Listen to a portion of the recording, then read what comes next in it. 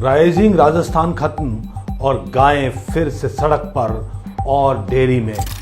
Commissioner heritage का दावा कि जयपुर शहर में डेयरी नहीं चल सकती है, डेयरी होगी तो जयपुर के बाहर होगी। कानूनी रूप से नगर निगम एरिया में गाय पाली नहीं जा सकती। नगर जो भी डेयरियां हैं, गाय हैं, इनको नगर निगम एरिया के बाहर ही इनको पाला जाना चाहिए। और ख़ास तौर से जब इतने कंजेस्टेड एरिया हैं, कॉमर्शियल एरिया है, तो इस पे तो गाय पालने का कोई भी किसी तरह का प्रश्न ही नहीं उठता। अभी भी सैकड़ों की तादाद में चार दीवारी के अंदर डेयरियां चल रही हैं, धड़ल्ले से चल रही हैं। क्या राइजिंग राजस्थान के चलते ये जो गायें पकड़ी गई थी महज एक दिखावा था? राजस्थान की एक तस्वीर अपने मेहमानों को दिखाने के लिए ये इतनी बड़ी एक्सरसाइज की गई और 1600 से ज्यादा गायें पकड़ी गई। दावा यह था कि जो अवैध रूप से डेयरियां चल रही हैं उन पर शिकंजा कसना और जो आवारा बेसहारा गायें सड़क पर हैं उनको या तो गौशाला में या सही ठिकाने पर अपने मालिक के यहां घर में रखने की पाबंदी।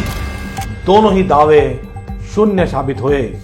सबसे बड़ा खुलासा यह है कि जो गाय पकड़ी गई थी उस पर एक आईडी पर सिर्फ एक गाय, यानी एक आधार कार्ड पर एक मालिक को एक गाय छोड़नी थी।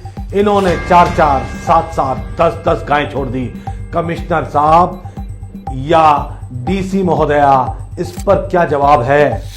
गाय छोड़ने पकड़ने के खेल में पशु चिकित्सा अधिकारी रणवीर सिंह पकड़ा जाता है, एसीबी के हत्थे चढ़ जाता है। लेकिन जो अन्य कार्मिक हैं, जो इस धंधे में लिप्त हैं, जो ठेकेदार हैं या उनके कर्मचारी हैं, उनका क्या? ये काम अभी भी धड़ल्ले से चलता नजर आ रहा है। और बड़ा खुलासा आप सुनेंगे तो आप चकित रह जाएंगे। हिंगोना गौशाला जहां पर इन गायों को पकड़ने के बाद रखा गया, वहां से ये गायें आखिर छूटी कैसे?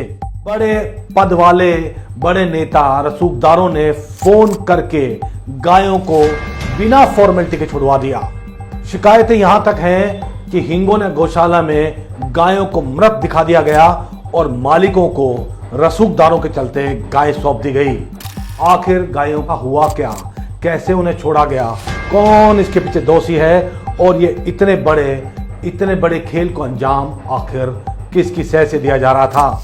एक और चौंकाने वाला खुलासा, एम्बुलेंस और गायों को पकड़ने वाली गाड़ियां, इन दोनों में घोटाले हैं।